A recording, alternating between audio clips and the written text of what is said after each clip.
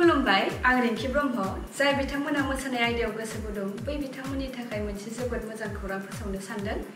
बे खौराङानो जाबाय जौगा फिल्म प्रडाक्शननिफ्राय डान्स बड'लेण्ड डान्स सिजन 1 खौ खुंफुंनो थाखाय साखाफारा खालामगासिनो दङ, जेराव नोंथांमोना बाहागो लानो थाखाय मोसानाय आयदानि जेबो फोरमानलाइ एबा सार्टिफिकेटनि गोनांथि गैया आरो थिखानाय बैसोनिबो जेबो सिमा गैया। थामहिनबा बयबो बाहागो लानो हागोन। नाथाय अडिशनाव बाहागो लानायनि मुङाव नोंथांमोना होनांगोन साफायाव 500 रां।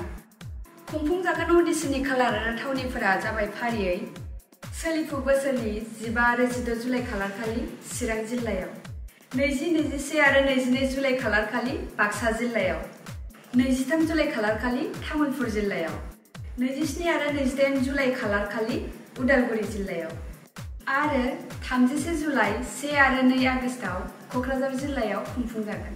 मख'नो गोनांदि जायफोर मोसागिरिया साबसिनै बादायनानै ग्रेन्ड फाइनालसिम सौहैनो हानानै सेथि, नैथि आरो थामथि हिसाबै सायख'जागोन बै बिथांमोननो फारियै 30,000 नोगोद रां ट्रफी लोगोसे फोरमान बिलाइ, 20,000 नोगोद रां ट्रफी लोगोसे फोरमान बिलाइ आरो 10,000 नोगोद रां ट्रफी लोगोसे फोरमान बिलाइ गथायनाय जागोन।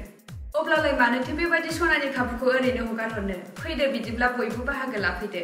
गाव गावनि मोसानाय आयदायाव थाखुमानाय रोंगौथिखौ दोनखुमाबाय थायालासे डान्स बड'लेण्ड डान्स सिजन 1 नि गेजेरजों दिन्थिफैदो आरो देरहासारनायनि मुं सोरजिदो।